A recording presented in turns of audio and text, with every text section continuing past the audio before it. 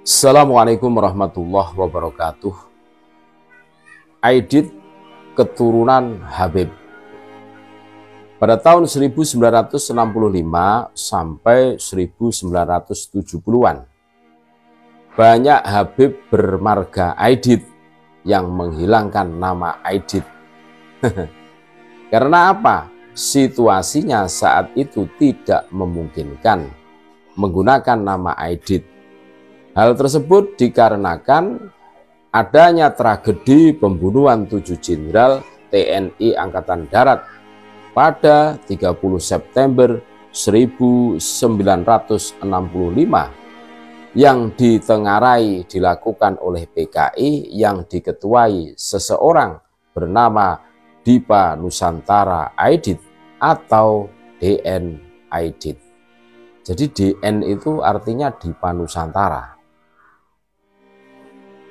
Pada saat itu, seseorang bermarga Aidit hanya 2 kali nama Aiditnya disebut di muka umum, yaitu saat menikahkan anak yang marganya Aidit dan ketika membacakan tahlil untuk marga Aidit yang meninggal dunia.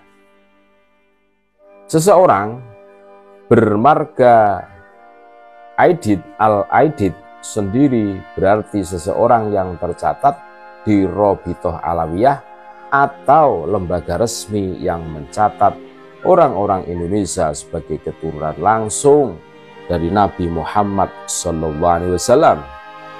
Marga al-Aidit sendiri memang sudah ada di Indonesia jauh sebelum DN Aidit lahir. Itu loh sejarahnya. Sejarah gelar Aidit dimulai dari Al-Imam Muhammad bin Ali Sohib Al-Hautah, orang yang pertama mendapat gelar Aidit. Gelar yang disandangnya karena dia adalah orang yang pertama tinggal di lembah Aidit yang tidak berpenduduk disebut Wadi Aidit, yaitu lembah yang terletak di daerah pegunungan sebelah barat daya kota Tarim, Hadromaut, Yaman Selatan. Ya kan? Yaman Selatan itu kan Republik Komunis kan? Dan mendirikan sebuah rumah dan masjid untuk tempat beribadah dan dipakai untuk sholat Jumat serta berauzlah atau mengasingkan diri dari keramaian. Asal mulanya lembah tersebut gelap gulita dan banyak keanehan-keanehan. Tidak ada yang berani masuk maupun melintasi lembah tersebut, bahkan mengambil sesuatu di dalam lembah tersebut. Akhirnya lembah tersebut menjadi lembah yang sangat aman, makmur, semerbak dan terang benderang dengan sinar keberkahan dari waliullah Al-Imam Muhammad bin Sohib Al-Hautah. Selanjutnya, penduduk sekitar lembah tersebut mengangkat Al-Imam Muhammad bin Ali Sohib Al-Hautah sebagai penguasa lembah Aidit dengan gelar Muhammad Maula Aidit, Maula yang berarti penguasa.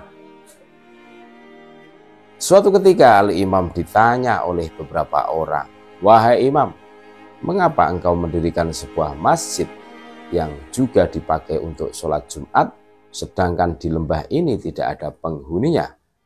Lalu beliau menjawab, "Nanti akan datang suatu zaman yang mana di zaman tersebut banyak sekali umat yang datang ke lembah ini dan bertabaruk," katanya.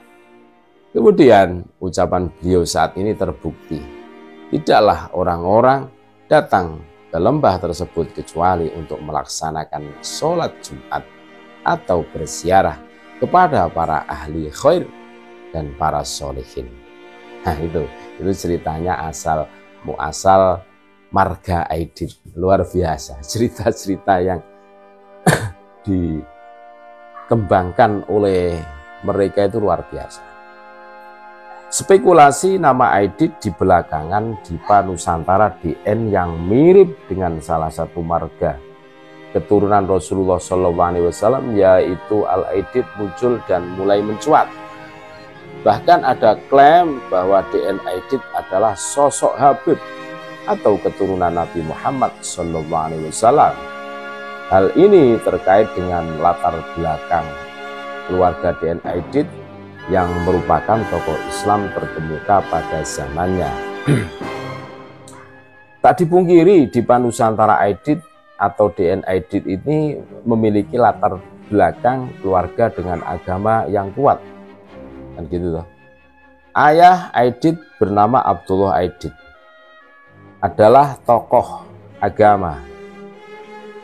Abdullah Aidit juga pernah mendirikan sebuah perkumpulan keagamaan Nurul Islam yang berorientasi kepada Muhammadiyah.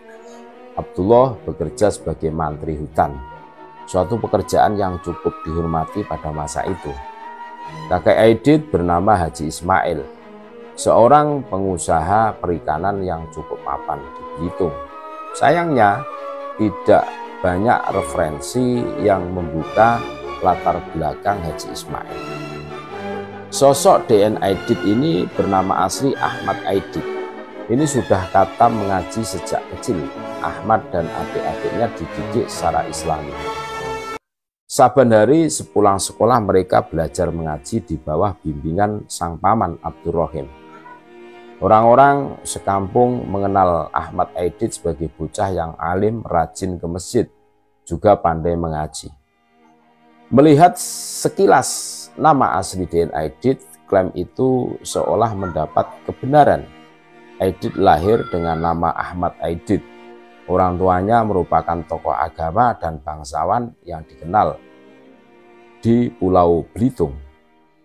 Dengan latar belakang itu, benarkah DN Aidit keturunan Rasulullah SAW bermarga Al-Aidit?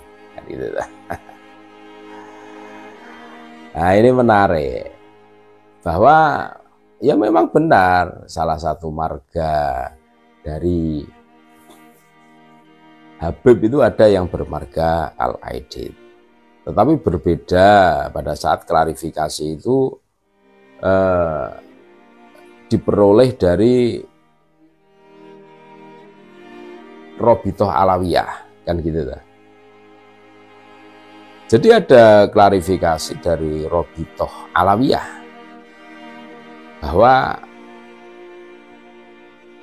perkumpulan marga Aidit di Indonesia, Habib Alwi selaku ketua perkumpulan marga Aidit menjelaskan Aidit yang disandang pentolan PK itu tak terkait dengan marga Aidit. Nah, mereka pasti membantahnya, tidak mengakuinya seperti itu. Ya, seperti Habib Alwi itu yang menjadi perkumpulan marga Aidit ketuanya, ini pasti liciknya mereka di situ. Habib Alwi pun membantah klaim Ilham yang menyebut kaitannya dengan keturunan Rasulullah SAW. Tidak benar itu. Nah, namanya tidak ada di daftar buku silsilah. Gampang sekali mereka mengatakan seperti itu, kata Habib Alwi menegaskan. Namun Habib Alwi mengakui kemiripan nama dengan DN Aidit itu membawa konsekuensi yang besar bagi seluruh marga Aidit di Indonesia. Selepas 1965, masyarakat yang bermarga Aidit diakui sengaja menghilangkan identitasnya. Aidit pun sempat menjadi marga yang menghilang di Indonesia, kan gitu. Jadi intinya begini, mereka itu licik. Mereka maunya mengakui marganya yang bagus-bagus saja. Ya memang kita sebagai warga muslim dituntut seperti itu, tapi keterlaluan ini menghilangkan saudaranya sendiri, marga Al-Aidit. Jadi jelas marga Al-Aidit itu termasuk dalam jajaran Habib, kan gitu. Tapi karena kasus 1965 dihilangkan, gitu kan. Itu salah satu kelicikan kalau boleh dikatakan. Mereka tidak mau menanggung malu, istilahnya seperti itu. Nah, itulah kisah sejarah DN Aidit atau Dipa Nusantara Al-Aidit, pentolan PKI di Indonesia yang membantai kiai-kiai Nusantara. Terima kasih, tetap NKRI harga mati. Assalamualaikum warahmatullahi wabarakatuh.